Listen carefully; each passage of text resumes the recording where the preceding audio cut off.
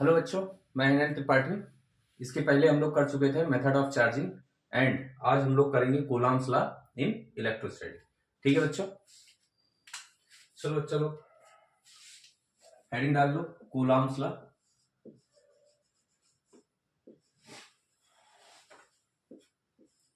Coulomb's law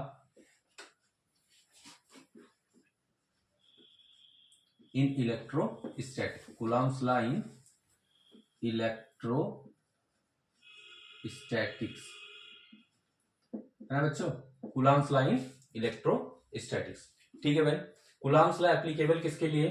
point charge के लिए। ये पॉइंट लिख लेना भाई। Coulomb's law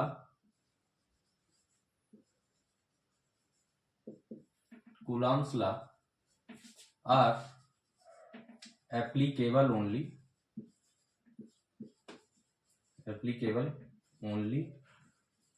for point charge। इसके लिए point charges के लिए point charges only for point charges। ठीक है बच्चों, मान लो ये 2 पॉइंट चार्ज है हम लोग के पास। एक है Q1 एंड ये दूसरा हम लोग के पास Q2। ठीक है, एंड इनके बीच की दूरी है R। कितने डिस्टेंस पे है? R डिस्टेंस पे। ठीक है भाई, तो इनके बीच जो फोर्स लगेगा, देखो बच्चा, अब ये कूलम्ब्स लॉ, ये पॉजिटिव चार्ज है, ये पॉजिटिव चार्ज है, ये नेगेटिव चार्ज है, ये नेगेटिव चार्ज है, या पॉजिटिव है या नेगेटिव है, ये यहाँ पे डिसाइड नहीं हो रहा है। दोनों पॉजिटिव हो सकते हैं, दोनों नेगेटिव हो सकते हैं, पॉजिटिव एंड नेगेटिव दोनों में से कुछ भी हो सकते हैं। तो अब यहाँ पे अट्रैक्शन होगा या रिपल्सन होगा, ये हम लोग डिसाइड नहीं कर सकते। ठीक है बच्चों, इसलिए force is directly proportional to Q1 and Q2। ठीक है बच्चा, इसमें लैंग्वेज हम लोग लिख सकते हैं, force is directly proportional to magnitude of charges, या product and magnitude of charges. दोनों चार्जेस का मल्टीप्लीकेशन, प्रोडक्ट यानी इन दोनों का मल्टीप्लीकेशन का जो मैग्नीट्यूड आएगा वो डायरेक्टली प्रोपोर्शनल किसके होगा?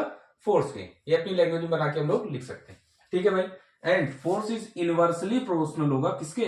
डिस्टेंसेस के। Force is inversely proportional to होगा स्क्वायर ऑफ डिस्टेंसेस के। इनके बीच का जो डिस्टेंस होगा R, उसके स्क्वायर का इनवर्सली प्रोपोर्शनल होगा। अब बच्चा देखो, डायरेक्टली प्रोपोर्शनल का मतलब होता है कि अगर हम लोग फोर्स बढ़ाएंगे, फोर्स बढ़ रहा है तो ये इसका मतलब इस चार्ज का मैग्नीट्यूड भी बढ़ रहा है। चार्ज का मैग्नीट्यूड भी बढ़ रहा है। मैग्नीट्यूड का मतलब क्या है? इनकी गिनती 1 2 3 4 5 6 है ना, तो ये क्या है? मैग्नीट्यूड। अगर फोर्स बढ़ रहा है तो चार्ज भी बढ़ रहा है। एंड इनवर्सली प्रोपोर्शनल का मतलब है कि अगर फोर्स बढ़ रहा है तो ये दूरी क्या हो रही है? कम हो रही है। यानी कि अगर हम लोग चार्ज को कम कर देंगे, चार्ज के बीच की दूरी कम कर देंगे, तो फोर्स ऑफ अट्रैक्शन या रिपल्सन ज्यादा हो जाएगा। बट अगर हम उसकी दूरी बढ़ा देंगे तो फोर्स ऑफ अट्रैक्शन या रिपल्सन क्या होगा? कम हो जाएगा। ठीक है बच्चों, ठीक है, देखो, F is directly proportional to Q1 Q2 and F is inversely proportional to R square के। तो ये F is directly proportional to Q1 Q2 by R square के। Q1 Q2 by R square, यहां तक दिख रहा है ना भाई? Q1 Q2 by R square.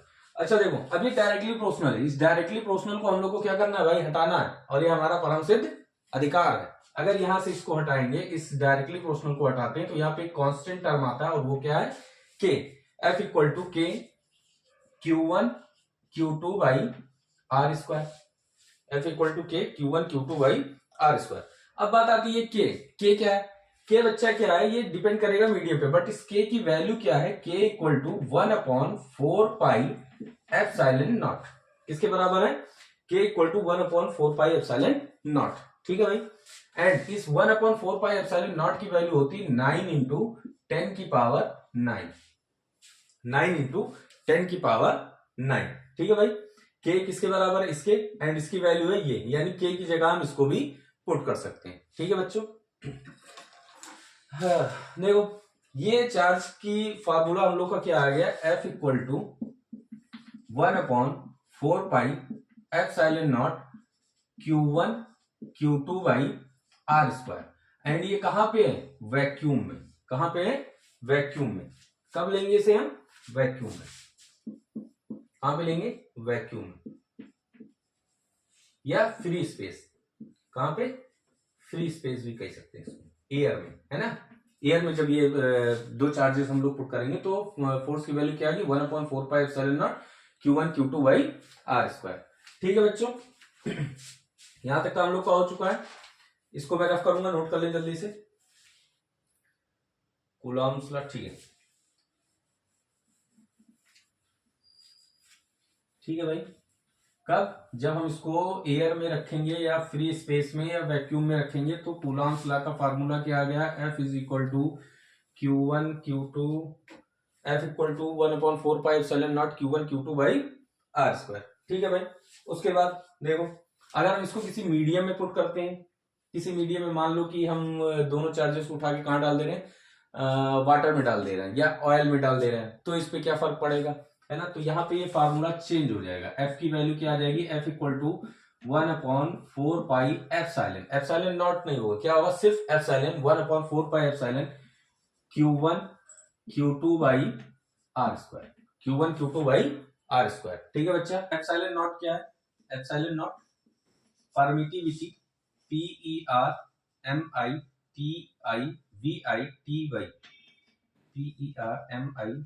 PERMITIVITY, permittivity of free space, permittivity of free space या वैक्यूम के लिए।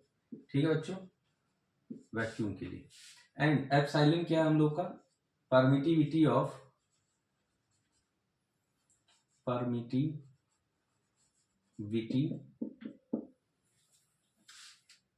permittivity, it is the property of, it is the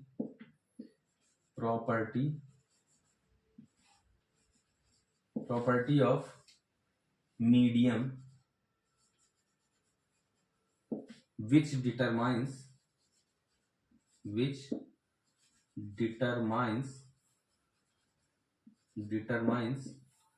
force of attraction between two charges, which determines force of attraction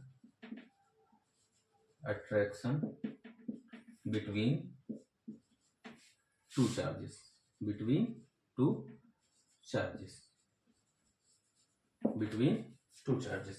ठीक है बच्चों। अब अगर इसको हम लोग मीडियम में रख रहे हैं, ये फोर्स, इलेक्ट्रोस्टैटिक फोर्स किसके लिए, मीडियम के लिए, मीडियम के लिए ये आएगा।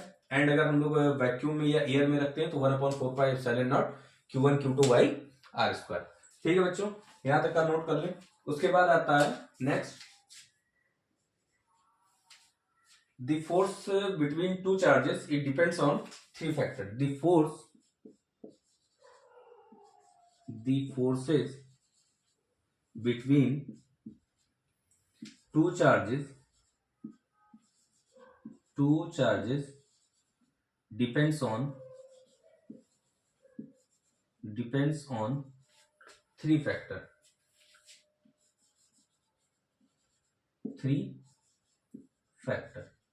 ठीक है बच्चों, दो चार्जेस के बीच का जो फोर्स होगा वो थ्री फैक्टर्स पे डिपेंड करेगा। एंड वो तीनों फैक्टर हम लोग यहां लिखेंगे। पॉइंट नंबर फर्स्ट, अच्छा, मैग्नीट्यूड ऑफ चार्ज, किस पे, मैग्नीट्यूड ऑफ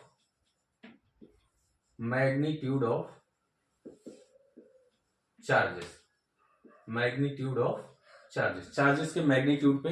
भाई मैग्नीट्यूड यानी चार्ज अगर 4 कूलम, 2 कूलम, 10 कूलम, 8 कूलम, कितने कूलम का है तो उसके बीच का जितना ज्यादा चार्ज होगा उतना ही ज्यादा फोर्स ऑफ अट्रैक्शन या रिपल्सन होगा।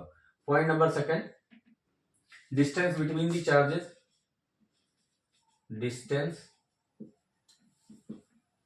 Between the charges. ठीक है बच्चों, डिस्टेंस बिटवीन दी चार्जेस, अगर चार्जेस का डिस्टेंस कम कर देंगे तो उस पर फोर्स ऑफ अट्रैक्शन हो या रिपल्सन हो, उसका इफेक्ट कितना पड़ेगा।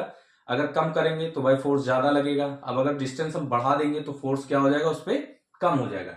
And point number third and last important हम लोग का, medium of the charges. Medium, किस मीडियम में हम लोग चार्ज को रख रहे हैं, medium of the charges, medium on the charges, और नहीं इन कर लो भाई, मीडियम इन दी चार्जेस, किस मीडियम में पुट कर रहे हैं चार्जेस को उस पे भी डिपेंड करेगा, मीडियम इन दी चार्जेस। ठीक है बच्चा लोग, यहां तक का नोट करें, मीडियम ऑन दी चार्जेस या medium between the charges, medium between the charges. ठीक है भाई, मीडियम बिटवीन दी चार्जेस। ठीक है, नेक्स्ट आगे करेंगे। इसके बाद हम लोग अभी हम लोग देख चुके हैं क्या फोर्स का फार्मूला क्या आया था हम लोग का। मैं फिर से लिख रहा हूं यहाँ पे, फोर्स बाय इलेक्ट्रोस्टैटिक फोर्स क्या आया था, 1/4 pi epsilon naught Q1 Q2 by are square and इसकी वैल्यू क्या आई थी 9 इंटू 10⁹, है ना, 9 इंटू 10⁹। एंड अगर फोर्स हम लोग कहां देख रहे हैं, मीडियम में किसी मीडियम में पुट करते हैं तो ये फोर्स का फार्मूला क्या था 1/4 pi epsilon Q1 Q2 by are square. अब बात आती है यहाँ पे 1/4 पाई एप्सिलॉन की value 9 into 10⁹ and epsilon naught की जो वैल्यू होगी वो होगा 8.85 इंटू 10⁻12, है ना बच्चा, 8.85 इंटू 10⁻12। अब बात आती है इसकी यूनिट।